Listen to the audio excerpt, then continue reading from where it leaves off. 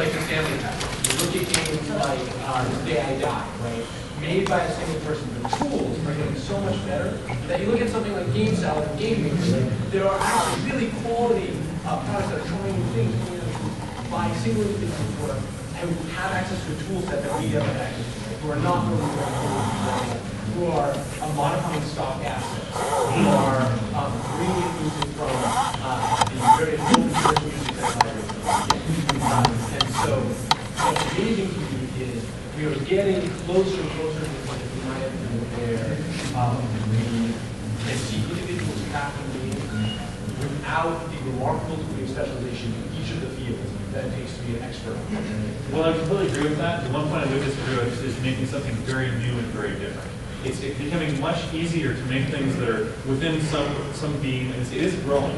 But if you want to make something very different, like with time travel RTS, there's no tool you can use out there to make that. Or you want to make Braid, or if you want to make any like Minecraft, for example, with a large world, there's no game engine out there that you can use off the shelf and do all those things. So the Unity actually randomization engine, random world generation, I think can do a Minecraft sort of thing, but it also depends on like, as a good game designer, your job is to assess, get the most bang for your buck out of whatever tools, whatever resources you have. And so while you may not be able to make some of those factors, like, right, your time travel RTS, no chance, right? You guys require a lot more technical mathematical skills. But we go back to something like the Stanley Puzzle, which is a truly radical look at meta-narrative in games. But what relied on is his writing skills, right? And his writing skills were, I mean, he had a very high level there. So yes, he didn't have the math to complicated mechanics, but instead he tried to radically different in the area that he was an extreme expert, right? So I think that we utilize that. We haven't seen the first game. We haven't seen a game that's a true tragedy, right? We haven't seen a game that is a maybe more, but a very deeply meaningful romance.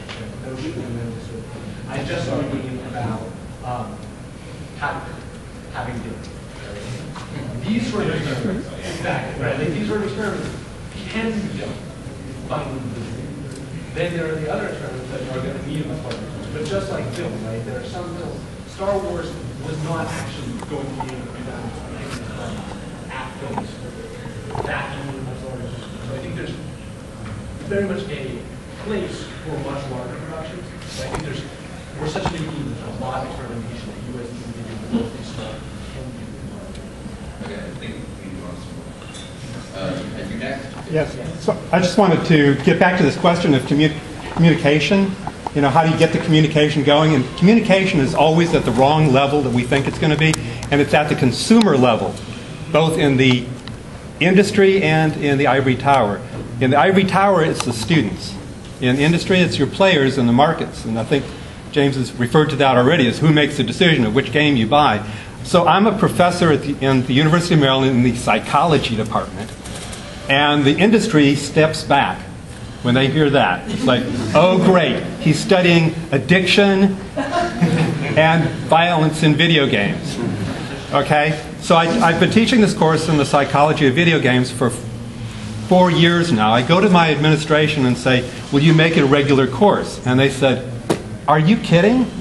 A course on video games? And I said, well, but you got courses on the psychology of women, the psychology of sports, and, you know, blah, blah, blah.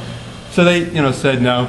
So I went back to my class. I had 36 students write one paragraph about the need for this course, gave that transcript to the dean, you know, in charge of this. They gave me a $30,000 startup grant, instructional grant, to get the course going. All right? Nicely done. Yes.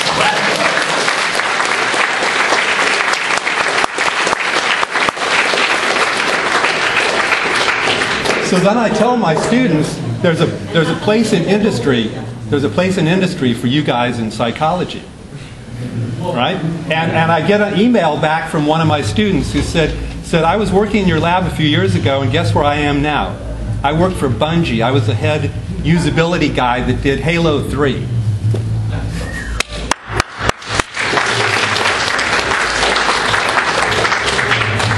We'll build those bridges. Yes.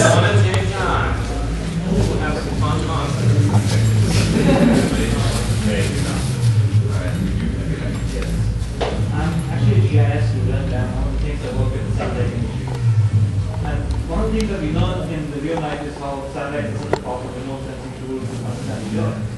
But the way I see games today is not just a game. These are the most powerful remote sensing tools we have to gather data on population. And not just population in America, emerging population in Turkey, Brazil, India, places where people are merging into the MMO market, especially as the demographics are changing nowadays. So this is the most powerful remote sensing tool and data collection tool that we have. I mean, right now the most data collection we have is from, say, at the end, after the game is designed, games are starting, so on and so forth. But imagine if we could start on both ends. When we start production, we actually build in the data gathering tools that we want to collect for research projects or research funding, for example. This is one way the Ivory Tower and where we can get money. Absolutely. And we've had some examples of that sort of thing, not quite what you're talking about, but things like Holy and Home, which allow people to sort of like donate their time towards, towards academics and people who need computational power. And there are other examples out there, or other sort of things like noted game designers and economists put together. The idea of crowdsourcing and gathering large swaths of information over transcontinental borders is definitely huge and growing. And I'm glad you're thinking about it because we need more people doing that sort of thing. I have one more question. You guys pick because I saw them all at the same time. I wasn't looking. Throw a candy over. Right, I think you've been average between 1 and 10. 7. It was 7.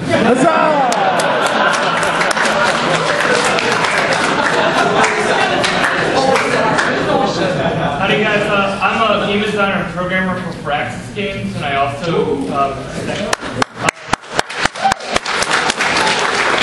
you up here. Talk to Dom. No, also I'm an adjunct professor at UB, and I've been one at UMBC. So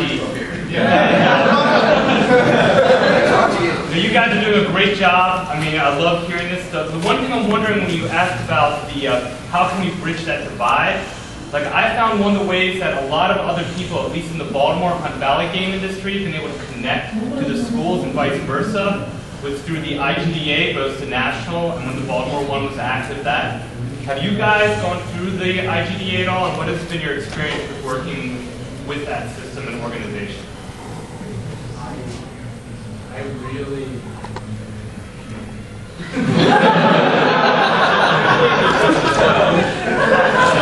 How about you?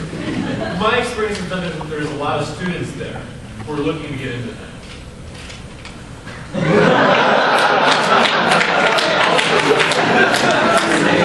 I take that one?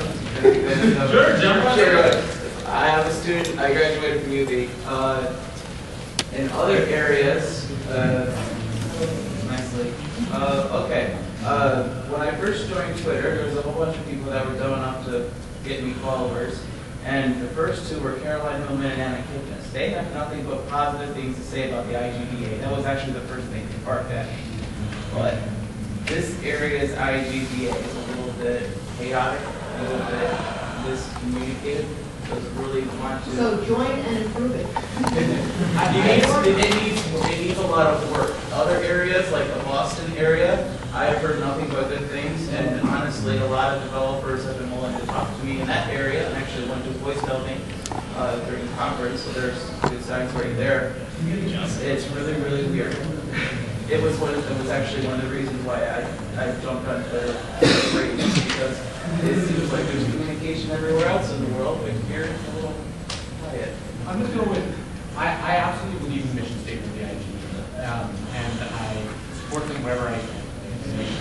We mentioned them a fair amount on the show. It's an organization that, as you put, functions differently in different areas, and it is a good starting point to forge those connections, but I do think that we need more active involvement to ensure the quality and level of communication One other thing I might add, anybody who is from the Raleigh-Durham area, or North Carolina in general, there's a local conference there, it's called East Coast Game Conference, and there's a few of these elsewhere too, different game development conferences. That, I think, especially if there's a lot of academia in the area, we can start bringing some of those together. I know there's a lot of PhD students who work for various faculty members who are working closer to the game things, and industry all come to that. And in academia, those sort of conferences, industry conferences mean nothing for you if you're planning on doing anything in academia, at least for my opinion. But it's easy enough that the barrier to entry is low enough that you can practice giving talks as an academic. And do first things out there, it's a way to just bring the people together. So if you're an academic and there's one of those local industry conferences, I'd recommend just checking it out some year. Submit a paper, you'll probably get an in if you're a decent academic, and go from there. And the IDDA, if I recall correctly, does involve a global game jam. It's coming up at the end of the month. Yeah, that's what I'm talking about. And if you're near one, regardless of what your ambitions are, I think you can improve Jim's points. Go there and make something. Just, stay up all night, chug 30 Red Bulls. Awesome 5-hour energy. From whatever perspective it is. And I suppose if you're on the academic side of things, it's a good chance to learn how game production is made. And if you are on the production side, this might be a good chance to figure, take a more critical, theoretical approach at how do you make a game and what kind of game you make. That's all we got for today. Please thank the panel.